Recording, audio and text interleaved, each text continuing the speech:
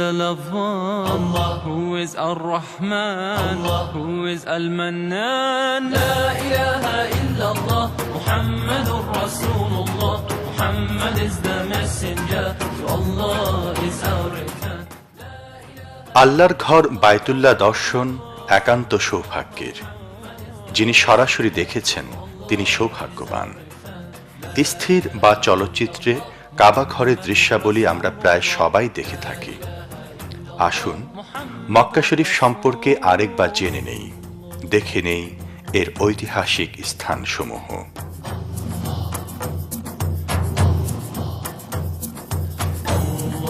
মক্কায় প্রবেশের ২০ কিলোমিটার পূর্বেই চোখে পড়বে বিশাল আকৃতির কোরআনের ডামি দিয়ে নির্মিত গেট। ৪৮ মিলিয়ন রিয়াল, প্রায় ৭৫ কোটি টাকায় নির্মাণ করা হয়েছে গেটটি। রাতে এটি সুদৃশ্য আকার ধারণ করে। মক্কা শরীফে প্রবেশ মুখের এই গেটটি আপনাকে নিয়ে যাবে স্মৃতিময় এক জগতে। لا إله إلا الله محمد رسول الله Muhammad is the messenger, to Allah is our return. لا إله إلا الله محمد رسول الله Muhammad is the messenger, to Allah is our return. لا إله إلا الله محمد رسول الله. لا إله إلا الله محمد رسول الله.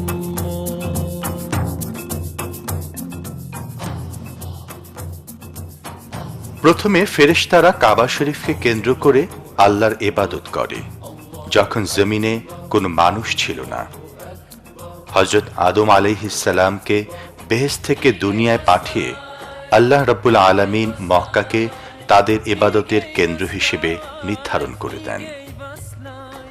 এরপর নূহ আলাইহিস সালামের মহাপ্লাবনের সময়ে কাবা শরীফ ধ্বংস হয়ে যায়। হযরত ইব্রাহিম আলাইহিস সালাম পাথরের উপর পাথর রেখে হযরত আদম আলাইহিস সালামের প্রতিষ্ঠিত ভিত্তির উপর কাবা শরীফের দেয়াল নির্মাণ করেন। রাসূলুল্লাহ সাল্লাল্লাহু আলাইহি ওয়াসাল্লামের নবুয়তের ৫ বছর আগে, অর্থাৎ ৩৫ বছর বয়সে কুরাইশরা কাবা শরীফ সংস্কার করে। হিজরি ৬৪ সালের ১৫ই জুমাদুল উলা শনিবার হযরত আব্দুল্লাহ বিন জুবায়ের রাদিয়াল্লাহু তাআলা আনহু কাবা শরীফ পুনর্নির্মাণ করেন।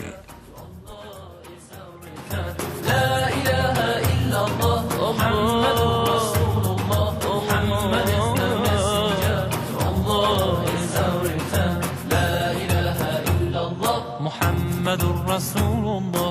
লা ইলাহা ইল্লাল্লাহ মুহাম্মাদুর রাসূলুল্লাহ।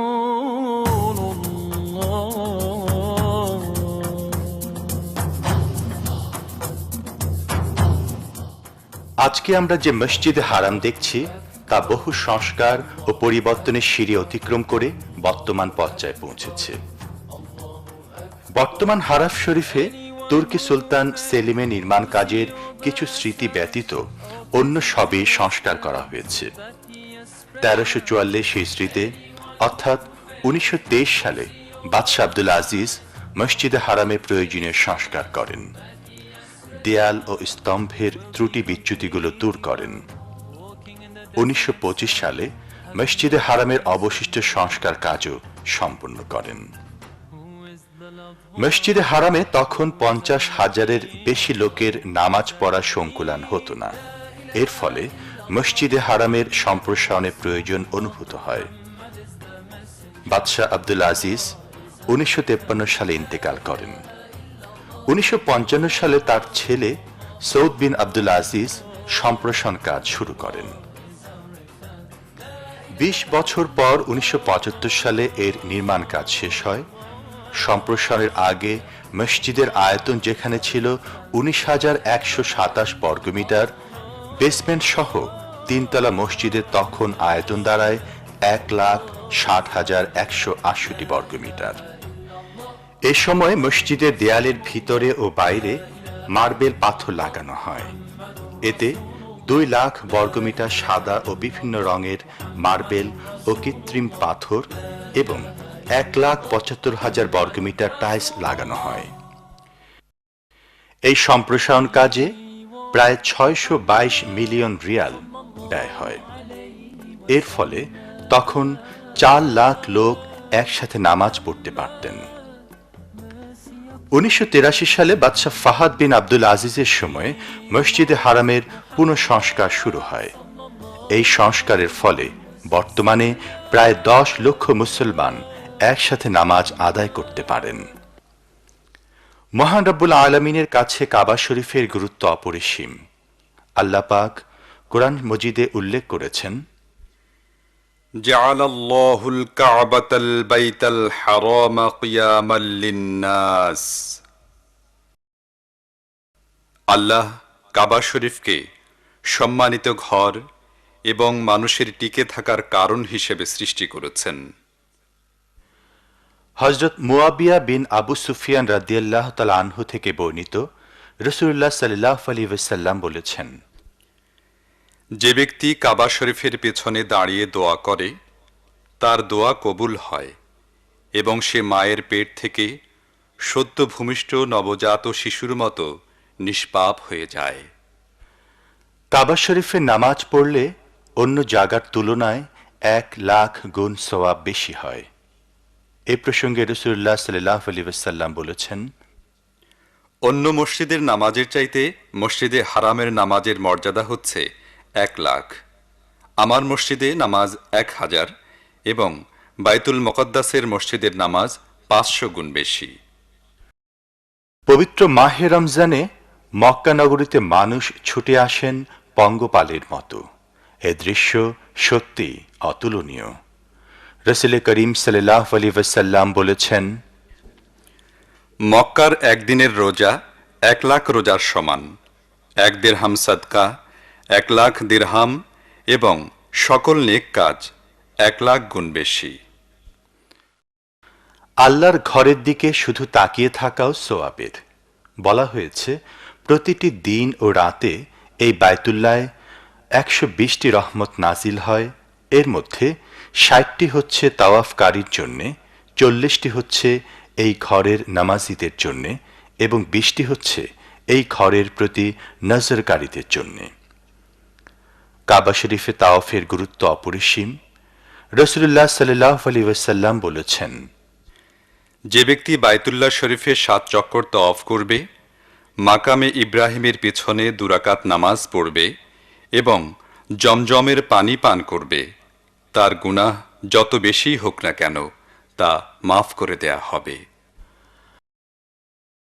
হজের মৌসুমে লক্ষ লক্ষ মুসলমানের লাব্বাইক আল্লাহুম্মা লাব্বাইক ধ্বনি এক পবিত্র অনুভূতি সৃষ্টি করে। لبيك لا شريك لك لبيك إن الحمد والنعمة لك والملك لا شريك لك لبيك اللهم لبيك لبيك لا شريك لك لبيك إن الحمد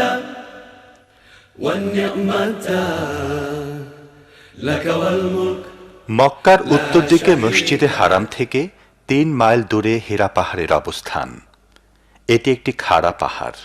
এর উচ্চতা ২০০ মিটার। হেরা পাহাড়ে ওঠা বেশ কষ্টসাধ্য। আঁকাবাঁকা পথ বেয়ে উঠতে হয়, সতর্কভাবে পা ফেলতে হয়।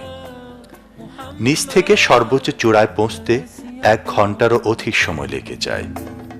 He was Muhammad sallallahu alayhi wa sallam. Muhammad, mercy upon mankind, teacher of all mankind.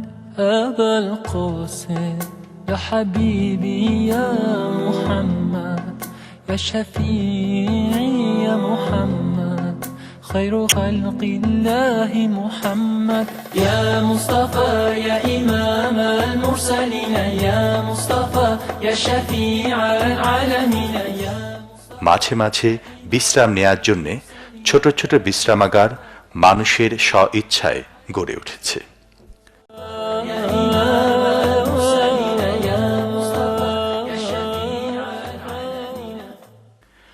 পাহাড়ের উপর থেকে মক্কার নয়নাভিরাম দৃশ্য সবাইকে মুগ্ধ করে।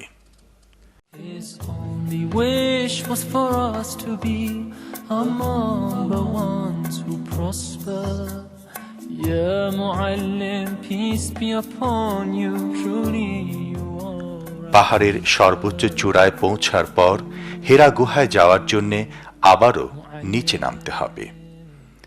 এখানে নামার জন্য কোনো সুষ্ঠু সিঁড়ি নেই, আপনাকে অত্যন্ত সাবধানে নিচে নামতে হবে।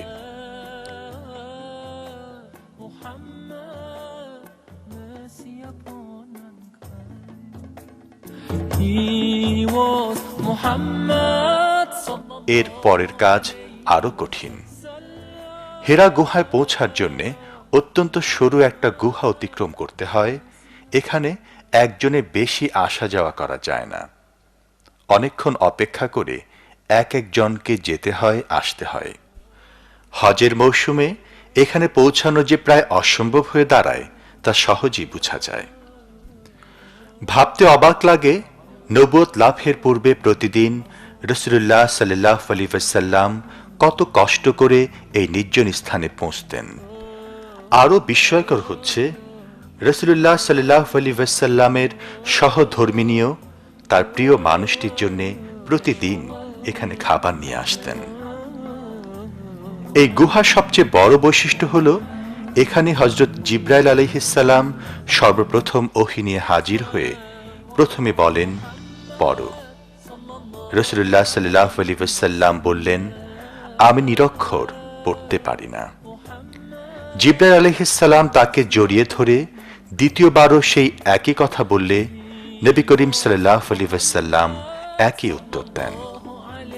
জিবরাইল আলাইহিস সালাম পুনরায় তাকে জড়িয়ে ধরেন।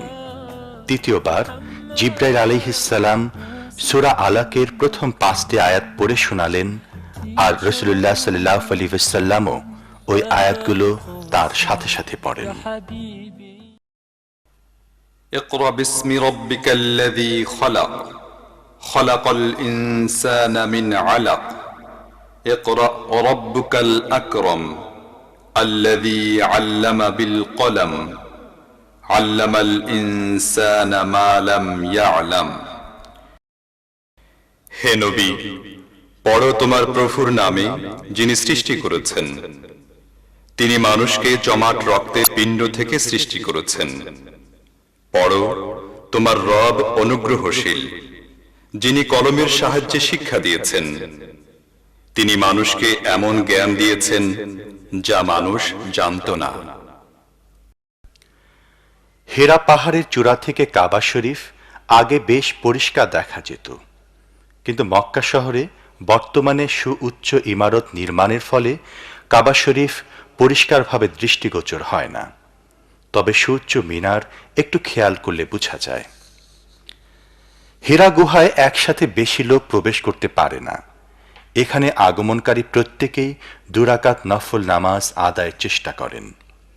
অনেকেই আবেগকে ধরে রাখতে পারেন না। এ এক বিরল দৃশ্য।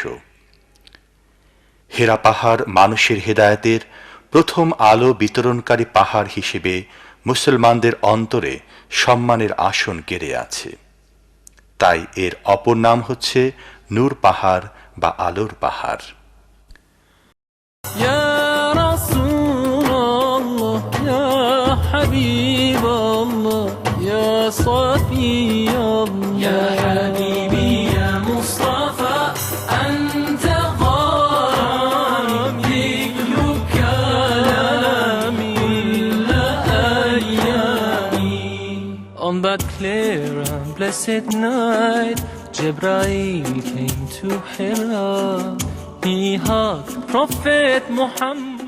কাফেরদের অত্যাচারে অতিষ্ঠ হয়ে রাসূলুল্লাহ সাল্লাল্লাহু আলাইহি ওয়াসাল্লাম মক্কা শরীফ থেকে মদিনায় হিজরতে মনস্থির করেন। এই রাস্তা দিয়ে রাসূল করিম সাল্লাল্লাহু আলাইহি ওয়াসাল্লাম পায়ে হেঁটে তার প্রিয় সাথী আবু বকর রাদিয়াল্লাহু তাআলা আনহুকে সাথে নিয়ে মদিনায় রওনা হন।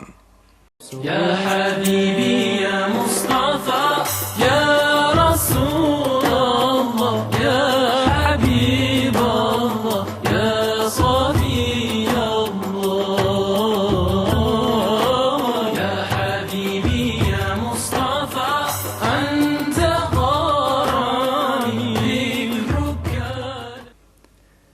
কাফেরা পিছু নিলে মসজিদে হারামের 6 মাইল দক্ষিণে অবস্থিত সাউর পাহাড়ে আশ্রয় গ্রহণ করেন রাসূলুল্লাহ সাল্লাল্লাহু আলাইহি ওয়াসাল্লাম। কুরাইশরা তাদের দুজনকে তালাশ করতে গিয়ে শেষ পর্যন্ত সাউর গুহায় গিয়ে পৌঁছে এবং গুহার মুখে মাকড়সার জাল দেখে ফিরে আসে। এভাবেই মহান আল্লাহ তাআলা কাফেরদের হাত থেকে আমাদের প্রিয় নবীকে রক্ষা করেন।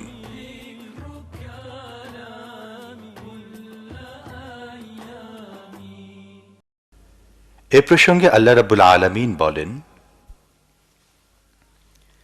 فأنزل الله سكينته عليه وأيده بجنود لم تروها। আল্লাহ তার উপর প্রশান্তি নাজিল করেন এবং অদৃশ্য সেনা দিয়ে তাকে সাহায্য করেন।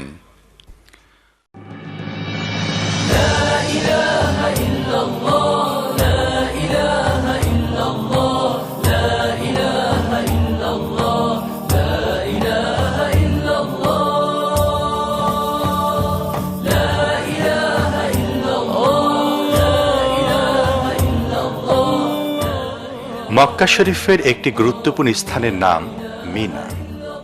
মক্কা থেকে মিনার দূরত্ব 6 কিলোমিটার, মিনার দৈর্ঘ্য 3 কিলোমিটার। পূর্বে মিনা উন্মুক্ত ছিল, বর্তমানে হাজিদের সুবিধার্থে সেখানে স্থায়ী তাঁবু তৈরি করা হয়েছে। হাজিরা এই মিনাতে অবস্থান করে হজের বিভিন্ন কর্মকাণ্ডে অংশগ্রহণ করে থাকেন। হাজিরা 8 জিলহজ জোহর থেকে 9 জিলহজ ফজর পর্যন্ত 5 ওয়াক্ত নামাজ আদায় করেন এখানে। সকল মাযহাবেই এটা করা সুন্নত। রাসূলুল্লাহ সাল্লাল্লাহু আলাইহি ওয়াসাল্লাম মিনাতে 2টো খুতবা দিয়েছিলেন। আমাদের অতি পরিচিত সূরা আল কাউসার এই মিনাতেই নাজিল হয়। ইন্না আ'তাইনাকাল কাউসার ফসল্লি লিরাব্বিকা ওয়ানহার ইন্না শানিআকা হুয়াল আবতার। হে নবী, আমি তোমাকে কাউসার দান করেছি, অতএব তুমি তোমার রবের জন্যই নামাজ পড়ো এবং কোরবানি দাও। প্রকৃতপক্ষে তোমার শত্রুরাই শিকড় কাটা এবং নির্মূল হবে।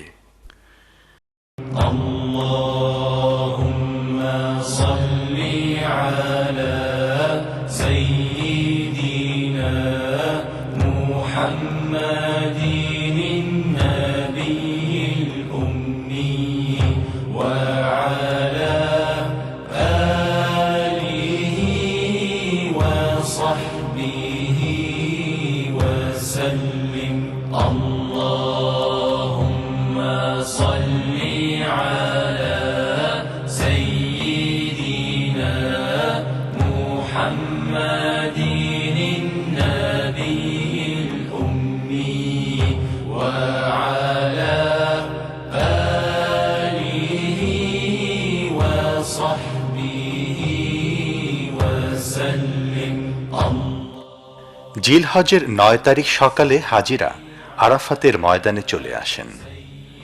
আরাফা হচ্ছে 2 মাইল দৈর্ঘ্য ও 2 মাইল প্রস্থ বিশিষ্ট একটা বিরাট সমতল ময়দান।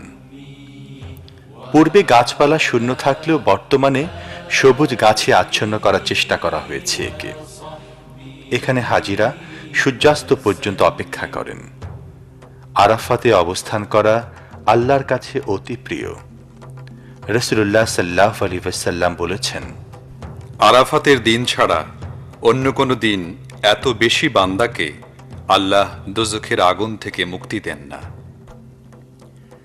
আরাফাতের দিন আল্লাহর রহমত নাজিল ও বান্দার বড় বড় গুনাহ মাফ হতে দেখে শয়তান এতটাই অপমানিত ও রাগান্বিত হয় যে তা অন্য কোনো সময় হয় না। এই আরাফাতের ময়দানে রাসূলুল্লাহ সাল্লাল্লাহু আলাইহি ওয়াসাল্লাম বিদায় হজের যে ঐতিহাসিক ভাষণ দেন তা আজও সবাইকে উজ্জীবিত করে।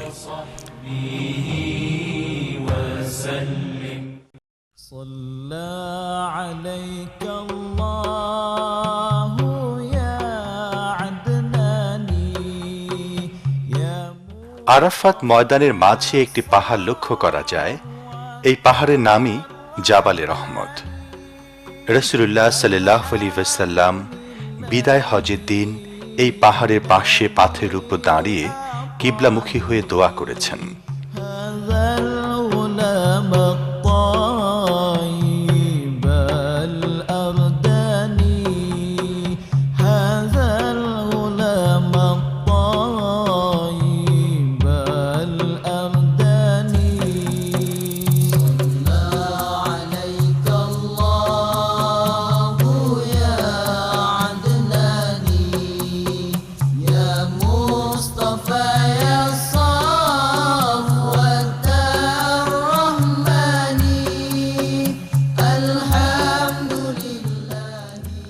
রাসূল পাক সাল্লাল্লাহু আলাইহি ওয়াসাল্লামের স্মৃতি অনুসরণে এখানে অনেকেই 2 রাকাত নফল নামাজ আদায় করে থাকেন।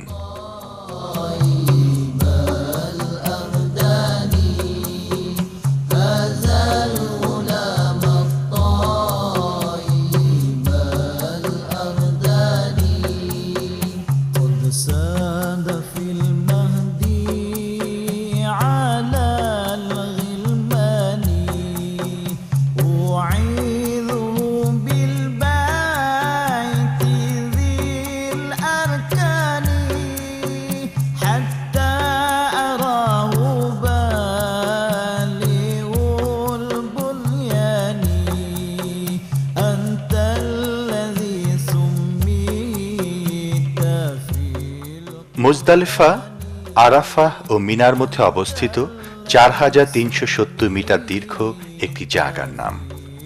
হাজিরা 9 জিলহজে সূর্যাস্তের পর এখানে এসে রাত্রি যাপন করে থাকেন।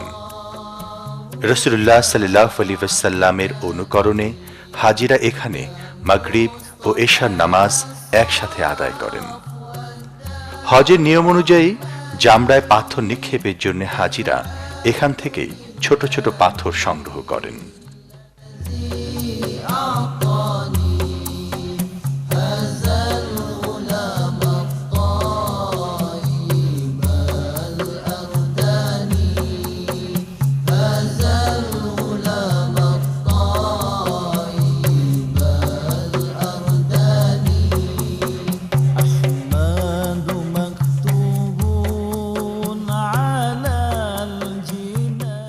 আরাফা এবং উরানাহ উপত্যকার মাঝে অবস্থিত মসজিদের নাম হেরা। রাসূলুল্লাহ সাল্লাল্লাহু আলাইহি ওয়াসাল্লাম আরাফা দিবসে সূর্য হেলার আগে নামেরা উপত্যকায় অবস্থান করেন। বর্তমানে এটিকে বিরাট মসজিদ হিসেবে নির্মাণ করা হয়েছে। এতে 60 মিটার উঁচু সুন্দর 6টি মিনার রয়েছে। মসজিদের বর্তমান আয়তন 1,14,000 মিটার। এখানে প্রায় 3.5 লাখ মুসলমান একসাথে নামাজ পড়তে পারেন।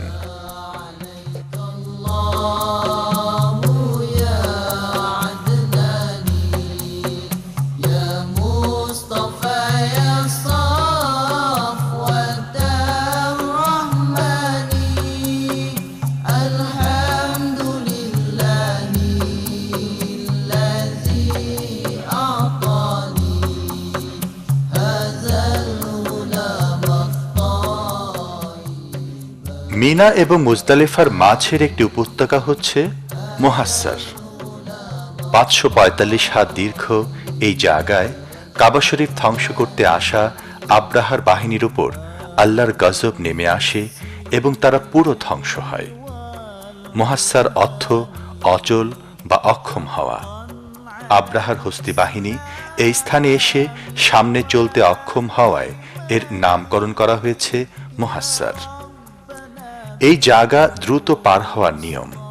নবী করিম সাল্লাল্লাহু আলাইহি ওয়াসাল্লাম যখন মুজদালিফা হতে মিনার দিকে রওনা হন তখন এই উপত্যকায় এসে চলার গতি দ্রুত করে দেন।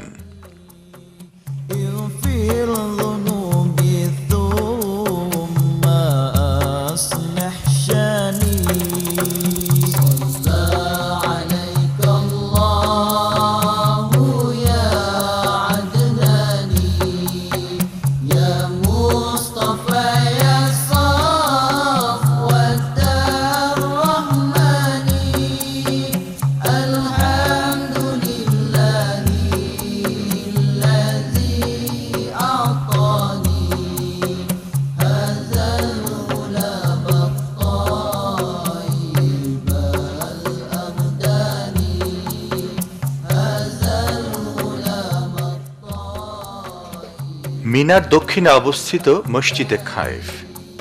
বিদায় হজের সময় মিনার এই স্থানে রাসূলুল্লাহ সাল্লাল্লাহু আলাইহি ওয়াসাল্লাম অবস্থান করেছিলেন।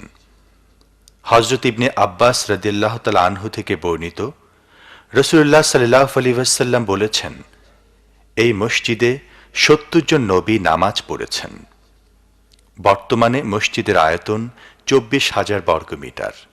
এতে একসাথে প্রায় ১.৫ লাখ মুসল্লি নামাজ আদায় করতে পারেন।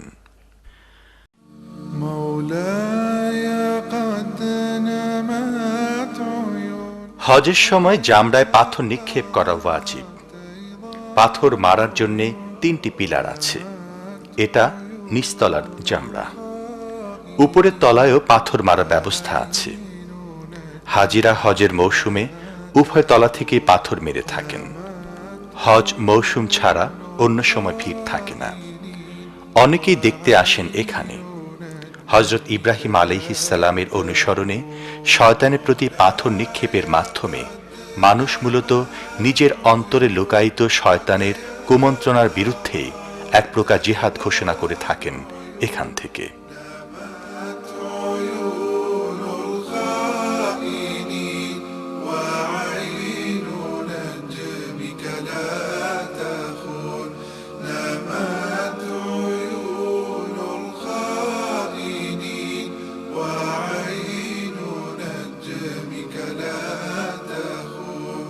ترنو إلينا وهي ساهية عن الدنيا الخون تراه أذهلها جلال الله أمر القرون أتراه أذهلها جلال الله أمر القرون হেরেম শরীফের কাছে এই ঘরটিতে পবিত্র রবিউল আউয়াল মাসে রাসূল করিম সাল্লাল্লাহু আলাইহি ওয়াসাল্লাম জন্মগ্রহণ করেন। রাসূলুল্লাহ সাল্লাল্লাহু আলাইহি ওয়াসাল্লামের জন্মগ্রহণের সময় প্রসব কাজে নিয়োজিত দায়ী ছিলেন আব্দুর রহমান বিন আউফের মা শেফা। তিনি বলেন, নবী করিম সাল্লাল্লাহু আলাইহি ওয়াসাল্লাম যখন আমার হাতে এসে পড়লেন এবং কেঁদে উঠলেন, তখন আমি একজন লোকের এই শব্দ শুনতে পাই, রাহিমাকাল্লাহ, আল্লাহ আপনার উপর রহম করুন। বর্তমানে এখানে একটি সমৃদ্ধ লাইব্রেরি গড়ে তোলা হয়েছে।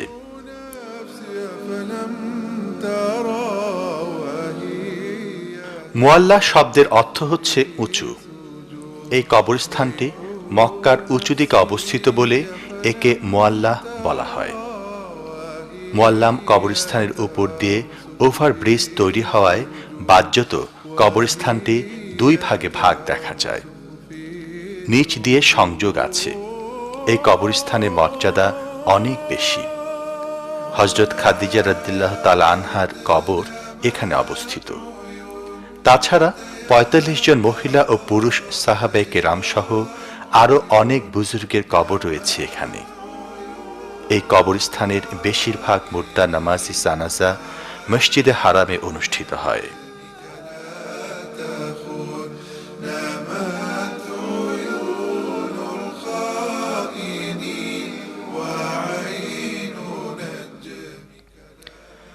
পৃথিবীর সবচেয়ে পবিত্র স্থান মক্কা মুকাররমা থেকে ফিরে গেলেও আপনার মন পড়ে থাকবে আল্লাহর ঘরেই।